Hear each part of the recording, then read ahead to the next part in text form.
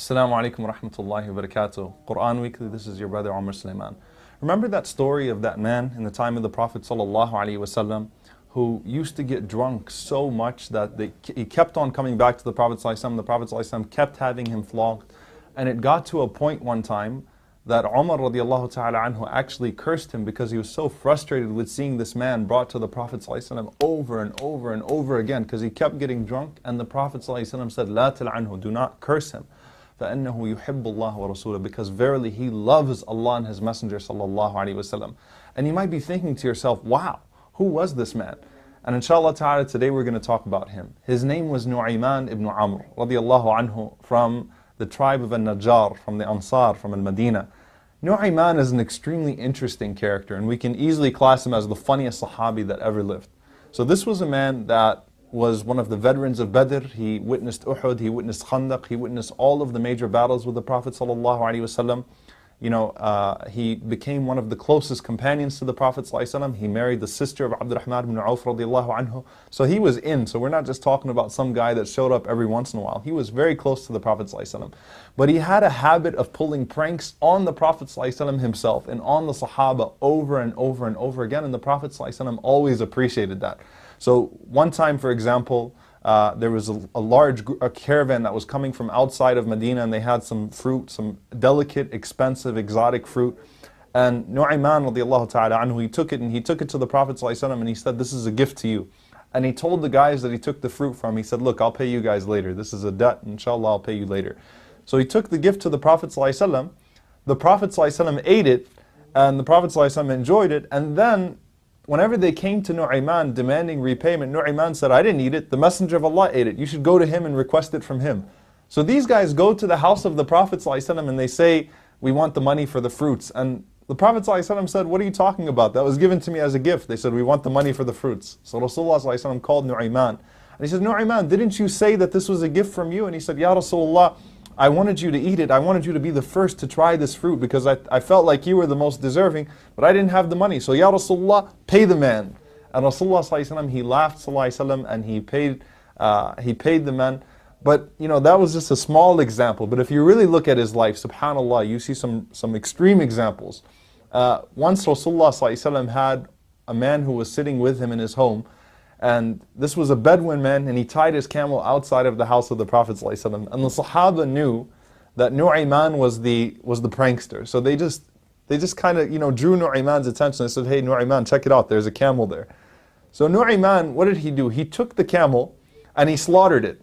And then he decided to make a feast out of that man's camel. When the man came outside of the house of the Prophet ﷺ, he started to scream. He said, "Wa naqata, where did my camel go? Where did my camel go?" And the Prophet ﷺ asked the Sahaba, and the Sahaba told Rasulullah ﷺ that Nu'ayman was the one who took the camel and he slaughtered it. So they told the Prophet ﷺ where he was. Nu'ayman was hiding in a ditch, and he covered himself in dirt and palm leaves. And the Prophet ﷺ went to him, and he picked him out of the dust, and he dusted his face off. And Rasulullah ﷺ was laughing with him. And the Prophet ﷺ actually ended up paying the man the value of his camel and more, and then the Prophet ﷺ had a feast on the camel that Nu'ayman slaughtered. So Rasulullah ﷺ appreciated this man and all of the pranks that he used to pull, and his personality and the laughter that he would bring to the Sahaba. But one time he took it even further than that. Now that was a big deal, but imagine this. Salama radiallahu ta'ala anha, she narrates a very funny hadith, or a very funny incident that took place. She said, Abu Bakr radiallahu ta'ala anhu, he wanted to go on a journey, so he decided to take Nu'ayman ibn Amr and Suwaybit ibn Harmala, another Sahabi, with him on that journey. And Rasulullah ﷺ was still alive. And he put Suwaybit in charge of the food.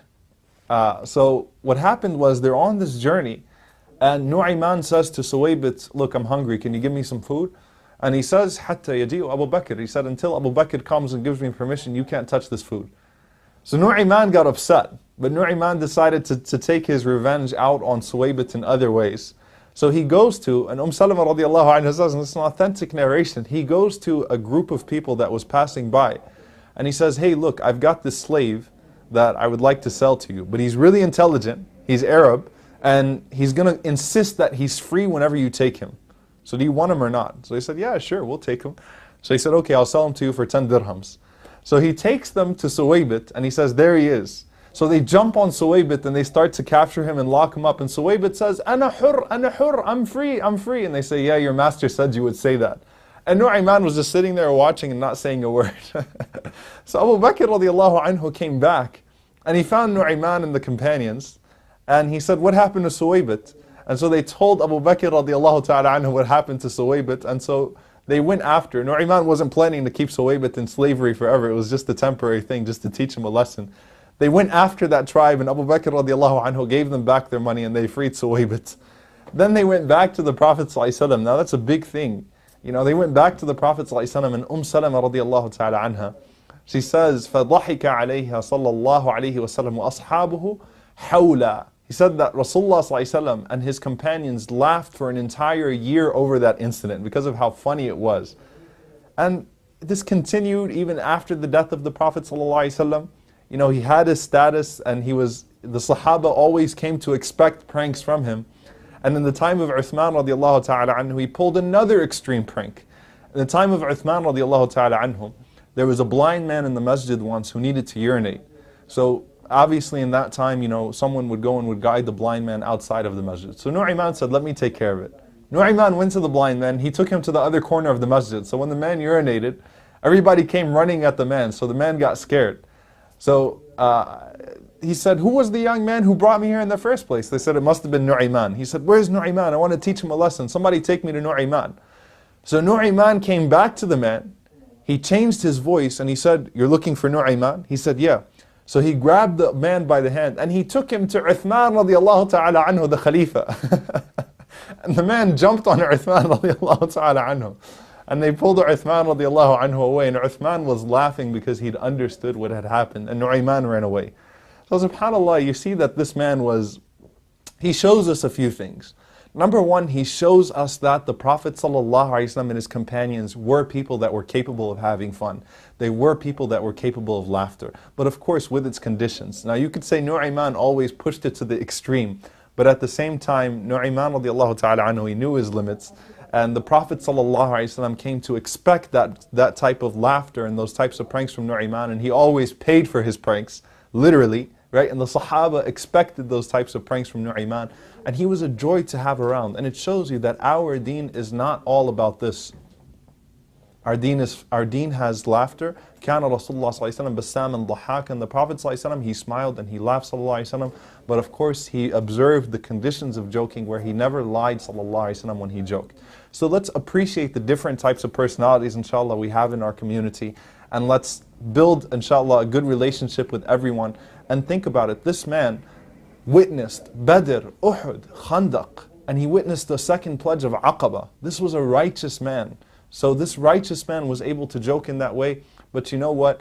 As the sources say, as Al-Dhahabi rahimahullah says, when the fitna took place between Ali radiallahu ta'ala anhu and the others, Nu'ayman radiallahu ta'ala anhu could never smile and laugh after that. So it showed you that this wasn't a man that was he wasn't disconnected from reality because of his joking and his laughter. He was still very much connected to the condition of the ummah.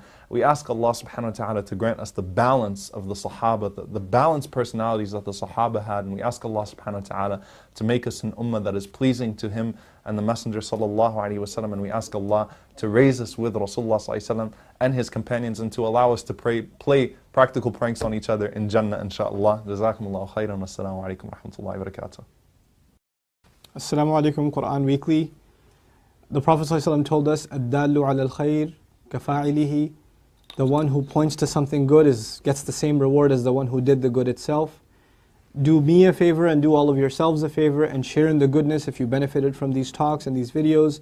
Make it a point to share them with friends and family and get the word out. This is such an awesome project. I really appreciate the effort Quran Weekly folks have made.